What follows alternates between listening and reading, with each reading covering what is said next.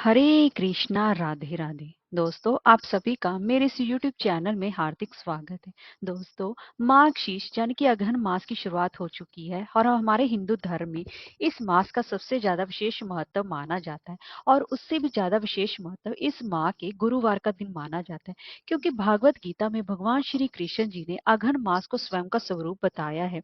चूंकि भगवान श्री कृष्ण जी विष्णु जी के अवतार हैं, इसीलिए और भगवान विष्णु जी को गुरुवार का दिन अत्यंत ही प्रिय है और गुरुवार के दिन भगवान श्री हरि विष्णु जी की पूजा अर्चना की जाती है। लेकिन जो मार्ग शीर्ष में गुरुवार आते हैं, उस मार्ग शीर्ष मास में माँ लक्ष्मी की विशेष रूप से पूजा अर्चना की जाती है। और अगहन के महीने में जो माँ लक्ष्मी की विशेष रूप से पूजा उपासना की जाती है, उससे माँ स्थिर रूप से आपके घर में वास करती है। पद्म पुराण के अनुसार अघन मास के महीने में माँ लक्ष्मी की पूजा उपासना करने से मनुष्य की सभी मनोवांछित कामनाएं पूर्ण होती हैं। जैसे कि आपकी चाहे धर्म प्राप्ति की इच्छा हो, संतान प्राप्ति की इच्छा हो, या फिर आपकी जो भी कोई भी कामनाएं हो, आपकी वो सभी कामनाएं माँ लक्ष्मी अवश्य ही पूर्ण करती हैं। तो दोस्तों, आज की हम इस वीडियो में बात करेंगे कि अगहन मास के पहले गुरुवार को माँ लक्ष्मी जी की कैसे विशेष रूप से पूजा अर्चना करनी चाहिए और कैसे इसके विधि और नियम है। तो चलिए वीडियो शुरू करते हैं। दोस्तों, अगर आपको हमारी ये वीडियो अच्छी लगी हो तो लाइक, शेयर और सब्सक्राइब करना ना भूलें और कमेंट बॉक्स में जय माँ लक्ष्मी माता अवश्य लिखिए। तो चलिए वीडियो शुरू करते हैं। दोस्तों, अघन मास का महीना भगवान श्री कृष्ण जी का सबसे प्रिय महीना माना गया है और अघन मास के पहले गुरुवार यानी कि कल के दिन माँ लक्ष्मी जी की विशेष रूप से पूजा उपासना की जाएगी। तो उसके लिए पूजा की तैयारी बुधवार की शाम से ही शुरू हो जाएगी।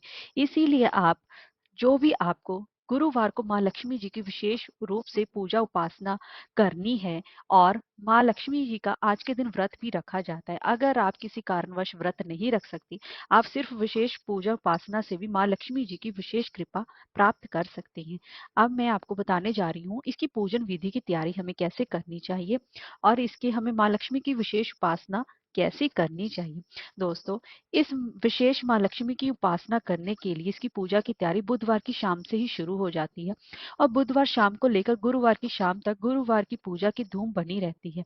और दोस्तों, आपको अपने जितने भी सारे कार्य हैं, आपके घर की साफ सफाई करना, आप बुधवार को ही आज के दिन ही कर लें, क्योंकि कल हमें गुरुवार के दिन हमारे शास्त्रों में कुछ विशेष कार्य करने के लिए मनाही की है। जैसे कि गुरुवार के दिन बाल धोने की मनाही की जाती है।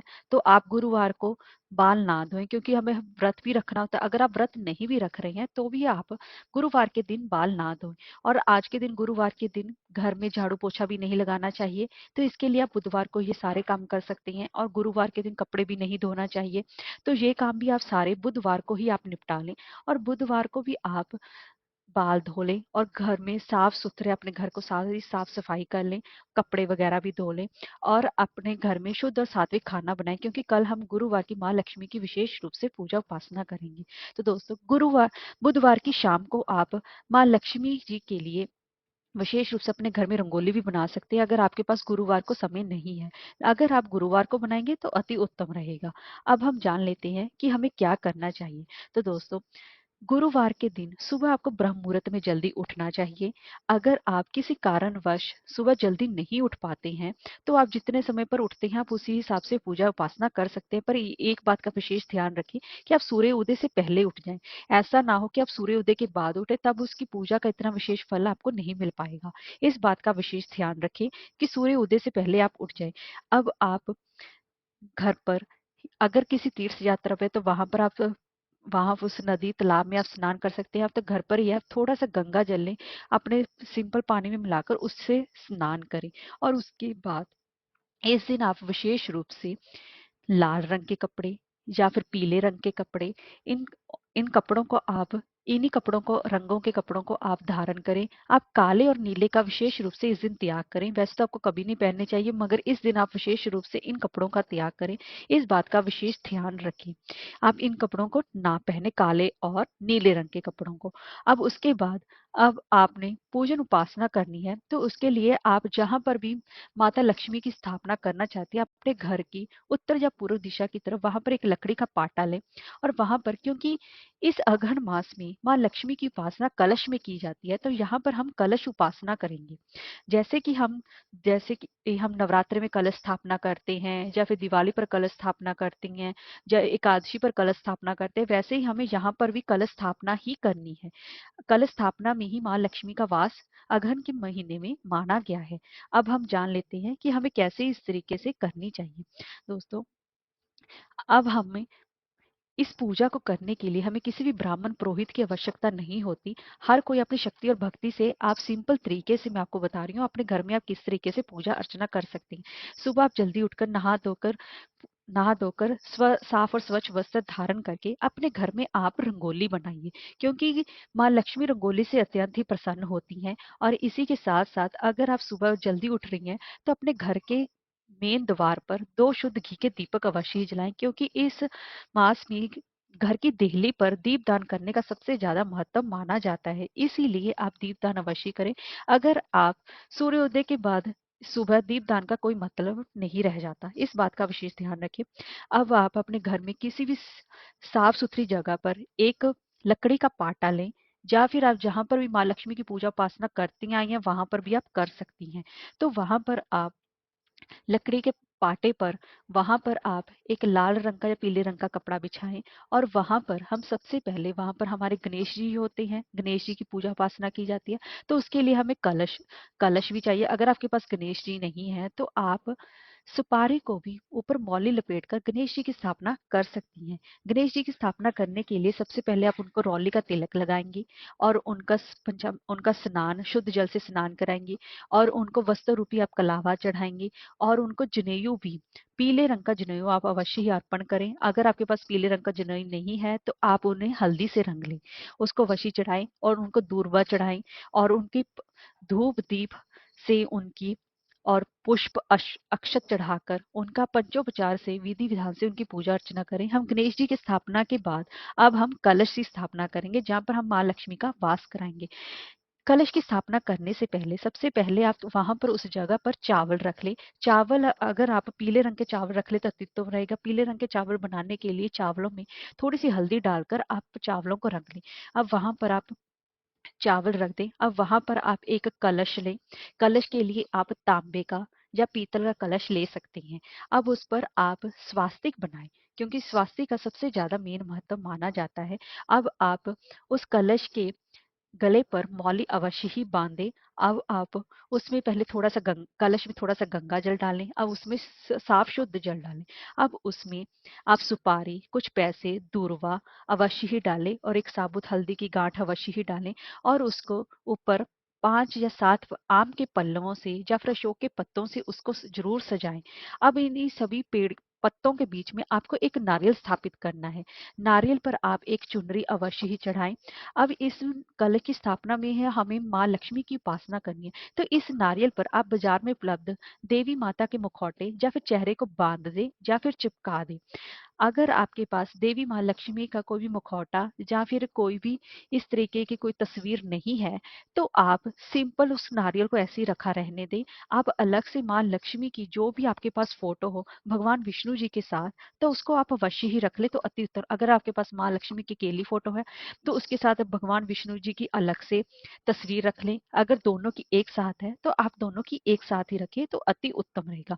अब नारियल के ऊपर हम एक छोटी चुनरी भी चढ़ा देंगे और माता की इस तरह से हम स्थापना करेंगे। अब माता की हम अब कलश पर हम सबसे पहले तो शुद्ध जल से उसका स्नान कराएंगे।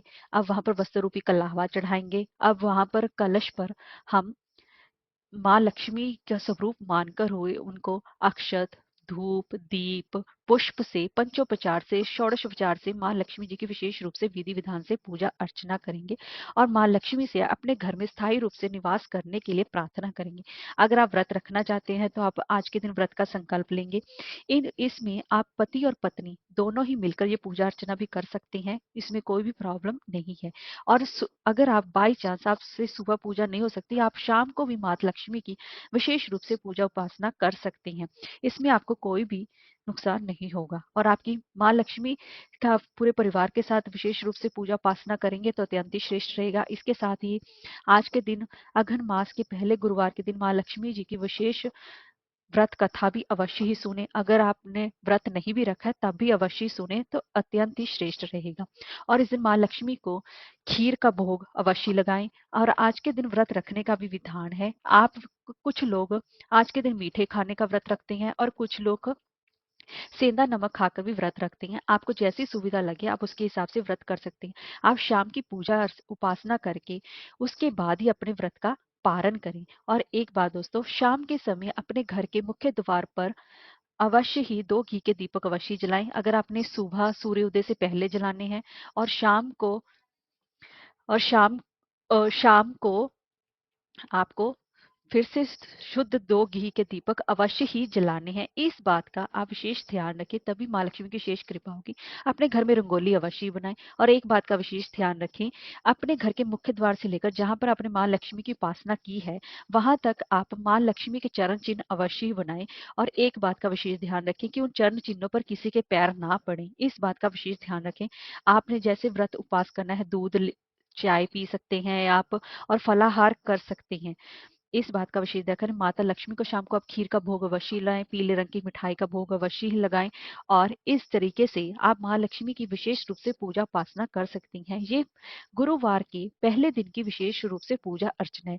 अब बात कर लेते हैं, एक बात का विशेष ध्यान रखें, अब हम इन माता की जो आपने जो चौकी स्थापित की है कब हटानी चाहिए। आपको ये जो चौकी स्थापित की है इसको आप अगले दिन यानी कि शुक्रवार के दिन आप इस चौकी को उठाएंगी।